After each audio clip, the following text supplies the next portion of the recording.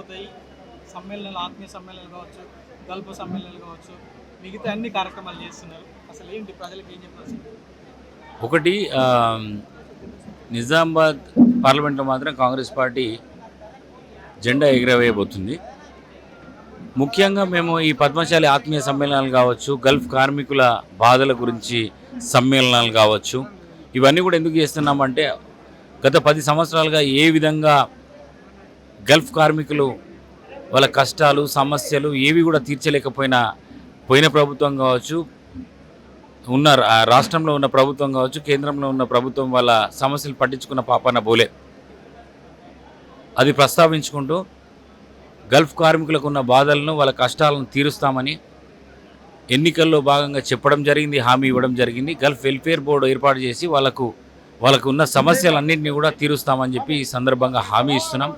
ముఖ్యంగా ఒక హామీ ఇచ్చినాం, 5 లక్షల ఎక్స్గ్రేషియా ఇస్తామని గల్ఫ్లో చనిపోయిన కార్మికుల కుటుంబాలకు. ముఖ్యంగా ఆడ కుటుంబాలు రోడ్డు మీదకి వస్తున్నాయి, భార్య పిల్లలు చిన్నగా ఉంటారు, అందరూ కూడా ఆ కుటుంబాన్ని ఆదుకుంటామని ఒక హామీ ఇచ్చినాం. ఇవాళ 5 లక్షల ఎక్స్గ్రేషియా కూడా ఇస్తున్నాం. ఇప్పటికే ఒక వేములవాడ నియోజకవర్గంలో 3 కుటుంబాలకు ఆల్రెడీ 5 లక్షల ఎక్స్గ్రేషియా ఇవ్వడం జరిగింది. అదేవిధంగా పద్మశాలి కార్పొరేషన్ ఏర్పాటు చేయడం జరిగింది. చేనేత కార్మికుల కోసం చేతి నిండా పని ఇస్తామని హామీ ఇచ్చినాం, అది ఇస్తున్నాం. సిరిసిల్లలో చేనేత కార్మికులకు రావాల్సిన బకాయిలను కూడా పోయిన ప్రభుత్వం బకాయిలను అట్లనే మిగిల్చిపోయింది. ఆ 350 కోట్లు అయితే 50 కోట్లు ఆల్రెడీ రిలీజ్ చేయడం జరిగింది.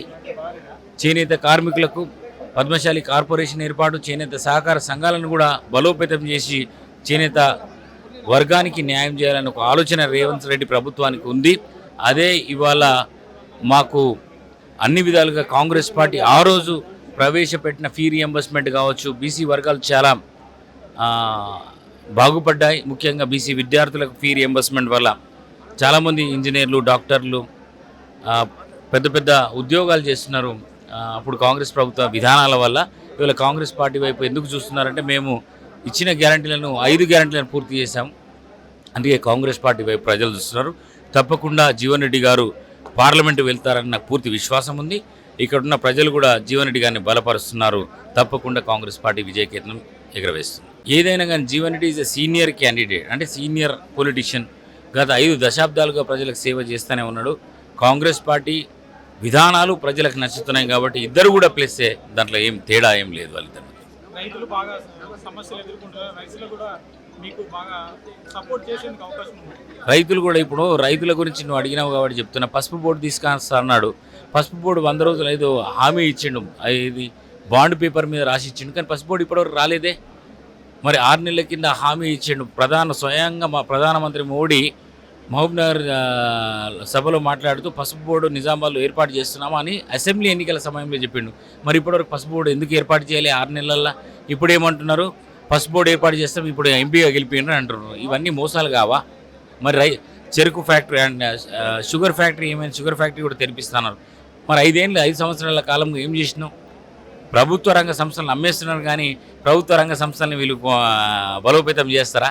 అంటే ఈ బీజేపీని నమ్మచ్చా, ఈ అరవింద్ని నమ్మచ్చా? రాజ్యాంగంని మారుస్తా అని చెప్పేసి అరవింద్ అంటుండు, మాకు ఫుల్ మెజారిటీ వస్తే రాజ్యాంగం మారుస్తాను అరవింద్ అంటుండు. మరి ఇవన్నీ మాటలు రాజ్యాంగం మారుస్తానంటే ఏంటి? రిజర్వేషన్ దిద్దాం అనుకుంటున్నావా? మరి ఇవే కదా మరి ప్రజలకు భయభ్రాంతులకు మీరు గురి చేస్తున్నారు. ఇవాళ రిజర్వేషన్ వర్గాలు ఏమనుకుంటున్నాయి, మళ్ళీ భారతీయ జనతా పార్టీని గెలిపిస్తే రిజర్వేషన్లు తీసేస్తే మా బతుకులు ఏం కావాలని ఇవాళ అడుగుతున్నారు కదా. సో ఇవన్నీ ఉన్నాయి, ఇవన్నీ సమస్యలు ఉన్నాయి. కాబట్టి ఇక్కడ 1,00,000 పైన మెజారిటీ ఉంటుంది ఇక్కడ నిజామాబాద్ పార్లమెంట్లో.